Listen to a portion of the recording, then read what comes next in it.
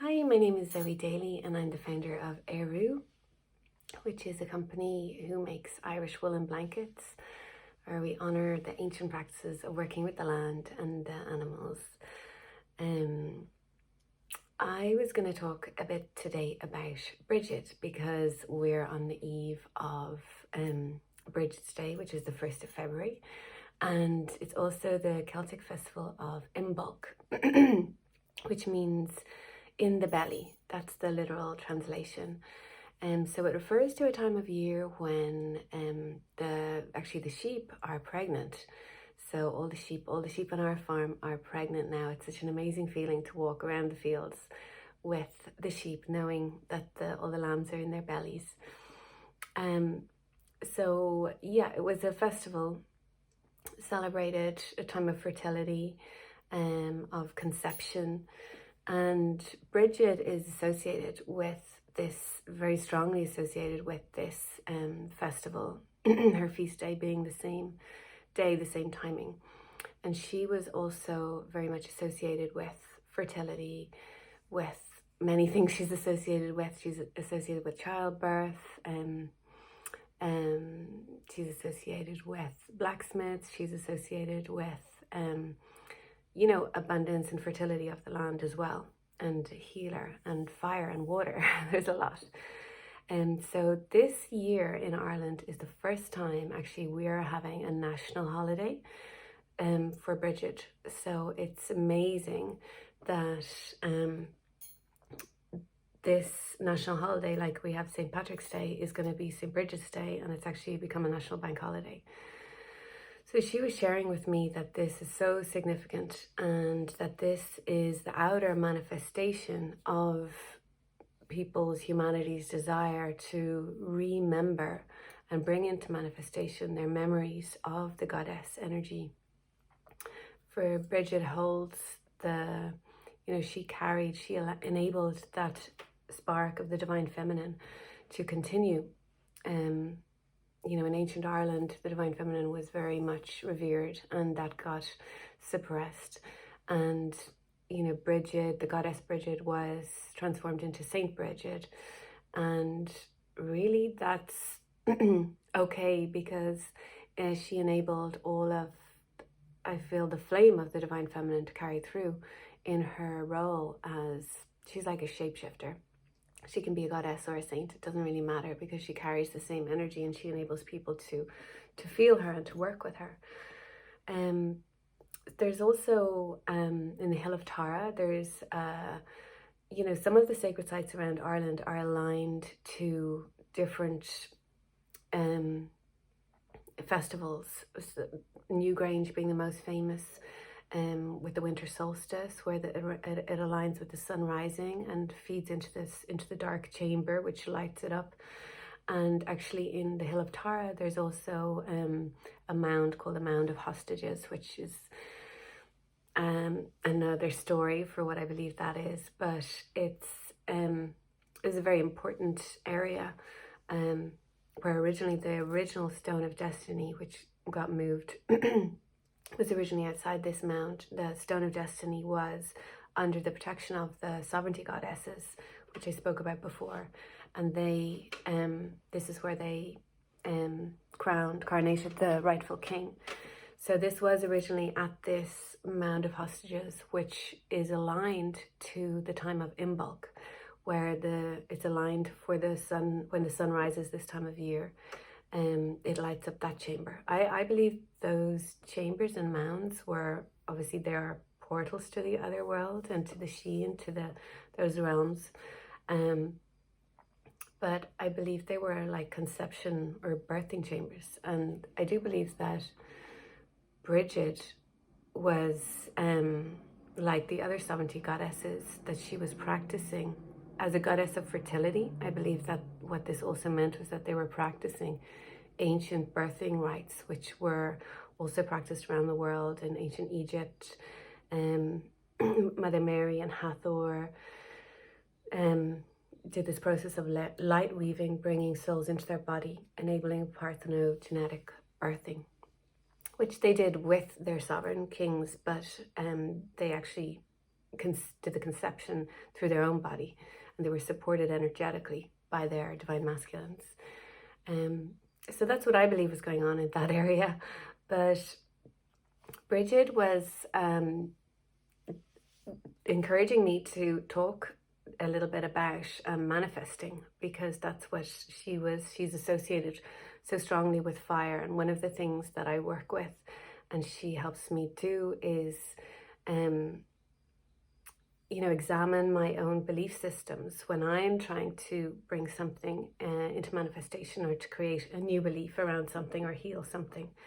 So she uses the energy of fire to explain to me, and especially around this time, which this time is about conception, fertility. You're fertile with an idea or a conception, or it could be after New Year, making New Year's intentions or promises, or wanting to create new beliefs, that you have this conception.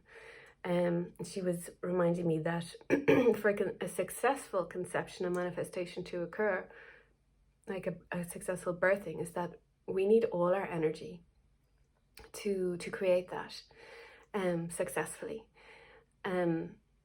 So if it's not good enough just to want something and to manifest it, or you see these methods of like the law of attraction and manifesting something in 10 steps. And I was only talking to a girl about that who'd bought this book, I think it was 10 Steps to Manifesting, and she was so excited about it. And then a few weeks later I met her, and she was so disappointed, because she was excited at the concept, and I knew that she was recognizing the truth in that law that exists of attraction and manifestation. However, it didn't work for her, and we were talking about that, and I said, are you more disappointed now? Like, you do believe even less in it? And she said, yeah, I believe even less in it now because it didn't work. So we were just chatting about really that we're creating all the time, we're manifesting all the time. And Brigid was explaining this to me as well, and those creational energies that we all have within us, especially that's another dance of the divine masculine and feminine. And these are areas where we can really look at ourselves. Where are we out of balance in one or the other, and what is causing imbalance with that particular thing we want to manifest, because we'll manifest the reality of our belief system. So as Brigid was explaining to me, that takes, if we want something and we want to create that, we're fertile with that idea. If we have something else hidden, say it's a trauma or a negative belief system or a wound that we're not looking at, that's going to first of all drain the energy from what we want to create. So we are not going to create it fully, and we will most likely create that thing as well, or instead. So really she was saying, every time we want to create a new belief system or a new manifestation, a new intention, it's a really good opportunity to examine our field. They're always talking, using land references to me, and also often using the concept of raising our fields, raising my field. They always often tell me I need to raise my field with something, which means burning it, to the ground, which really means examining it, examining what's in my field. Is there things there that need to be looked at or met, or just burnt, or to clear that field, metaphorically clearing our energy field, so then we are clear to have all of our energy to bring whatever that thing is into manifestation. So yeah, basically, it's that whole way of nature. In order to create something new, often we have to destroy something that went before it, or examine it at least. And usually, fertility begins, after kind of a death cycle. That's the way with nature, like the trees, they become empty from their leaves, and they remain in that state before they become fertile again with their buds and their blossoms. And that's really an acceptable and a really good natural process that we can go through when we're looking at creating, that we can go within, okay, see what is in there, what's blocking that, what needs to burn, what needs to go before we can manifest this successfully. And very often, like, that is a process. So for example, I'm this year working with, I want to bring in the energy of receiving. I want to be open to receive more support and more help, or more abundance, all the things I want to receive. So it's really the receiving energy that I'm working on feeling and manifesting. And it's amazing when I've really started working with this, then I realize that I have a belief system in there that's blocking it. So I have a belief system that I'm things are so hard, or I have to do things on my own, and this is due to old traumas, things that have happened in this life and past lives, often where I've felt alone trying to achieve something. So I've created a belief system that, it's so hard, or I'm unsupported. I think even just trying to get that belief system, identify it within myself and trying to get it down to one sentence or one word, because that belief system, say, I'm not supported, is the opposite energy of I am receiving so much support, I'm receiving so much guidance, or I'm receiving so much abundance, which is what I'm bringing into creation. If I have that hidden belief system, it's literally the opposite. So it's cancelling out all the energy that I want to put into my fertility of creating this new state of being. So it's really helpful to, really work with Brigid, and there's a little meditation that I'm going to do after this, which she taught me, which really helps me sit with myself and identify the thing before I go to create the thing, find the thing that's blocking it. Because it's, we're just going to keep, like, we're manifesting all the time, whether we're manifesting something clearly or we're manifesting something with an old wound or trauma attached that's hidden. We're still manifesting perfectly. We're just manifesting perfectly the thing that we might not want, or the hidden thing, or that piece of trauma, or that wound. Or it could just be an old belief system that we worked through and we're still holding. It could be an ancestral belief system. I've and that's why there's such a process working with this. I was sitting with Brigid the other day, and I was doing this exercise where I go in, I identify, okay, what's the belief system, and we raise the field. So I visualize, sitting with Brigid, that I'm going to do in the meditation, and we literally get that belief system, that word, that sentence, and we burn it. We use Brigid's fire to burn it, and that fire then is also the fire of creation. So we then create, a new affirmation, which is the opposite of that, like something I receive so easily, and we transform it. But really, I've done that many times with certain belief systems that are so stuck, and that's okay, because that's just how long it takes to do this process sometimes, and we have to be honest about that with ourselves.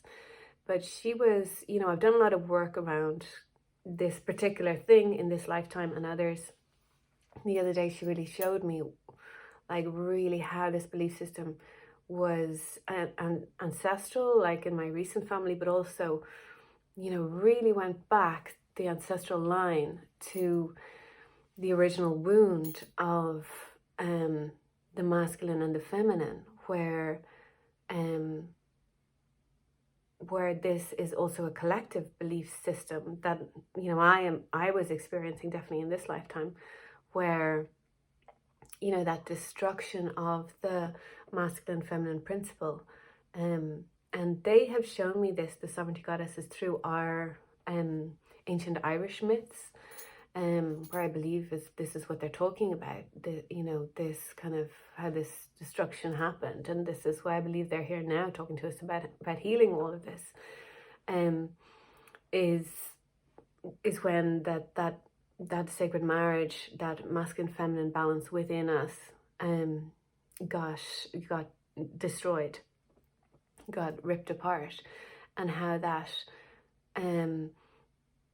for what I personally believe is that, that the masculine principle was almost, hurt first, in terms of if it was like a virus, that the male principle got infected first, and then it hurt the female, in terms of they were in balance, and then it got, damaged, poisoned, whatever, infected, and then wanted to take power over the feminine, and so began all the destruction of the feminine, the suppression, the toxic masculine, and so forth. So she was just showing me that, like, that actual belief system that I was dealing with was also from that wound, was also from that time where that feminine, which was always in its rightful balance originally, where it is supported by the masculine, that it was, that when that ripped apart, it felt that unsupport. So it felt that wound. So, she was then again showing me that just to look at it, just to really look at it, identify it, is enough, that it's just not hidden in our consciousness, and that I don't keep recreating it without knowing. So acknowledging it, and then bringing that back into balance within myself. So again, she, like all the other sovereignty goddesses, brings my attention always to, like, a lot of the reconciliation in all of this is this, restoration of the masculine feminine principles within ourselves. So even that process of healing that is the feminine principle of listening, nurturing, intuition, being able to tune in to ourselves and receive, okay, where am I blocked? I want to bring this thing in, but the other thing keeps happening. Okay, where am I blocked? What's that about? And going into whether that's a piece in childhood, or this lifetime, or a previous lifetime, or a long ancestral wound. What's the piece that I need to reclaim and meet? Which is, kind of a feminine principle of going within. And then there may be action steps to take to rectify that, and there may be action steps then to also manifest the thing we want, and that is bringing that dance back into balance, which also helps, because ultimately the creation energies are the rightful balance of the masculine and the feminine principles. So that's what Brigid wanted to bring to my attention and talk about on this festival of her feast day, and the festival of Imbolc, the festival of being in the belly, pregnant with conceptions and ideas, and manifestations, things we want to achieve, especially this year, at this beginning of the year, and then how we run into blocks with that. Then how we can work with those blocks and work with her, call on her sacred fire for removing those things. And there might be action steps that go along with that, and there might be nurturing steps that go along with meeting those blocks within us, that are stopping us, whether it's a memory, that part of ourselves needs to be met in order to resolve that. It's not just about finding the thing, burning it down. It's about what needs to be heard and witnessed in that block, so that you can go forward and create the new affirmation to achieve your manifestation and to achieve that creation successfully. And I love that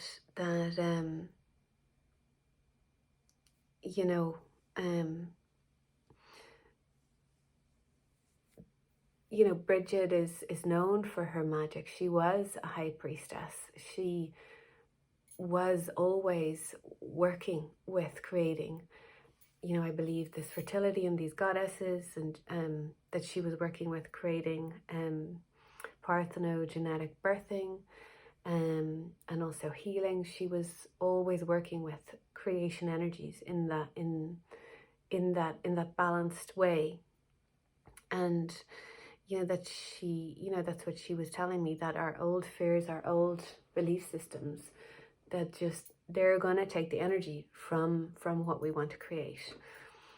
So it's really about a process, she was telling me, and it's okay to be in that process. And that's why those, instant manifestation things, or like, the 10 steps to manifestation, that book, it's not going to work unless we're going to do the work.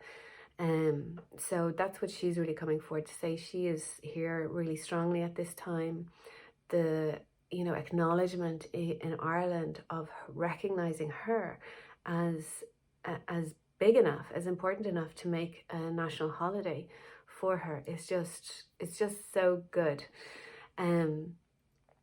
So I really believe that all of these wisdoms and teachings that the sovereignty goddesses had, that they're really coming forward now for us to remember them in our hearts, so we can utilize them in everyday life.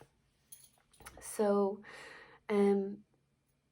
yeah, that's a little bit about that. And I'm gonna do another little video to do a little meditation, on a little guided meditation on how I work with working with these old beliefs that become blockers to what I want to create. Okay, thanks a million for listening, and I hope that was helpful. And happy Imbolc, and happy St. Brigid's Day, and happy Goddess Brigid's Day. Whatever way you want to celebrate her, she doesn't mind.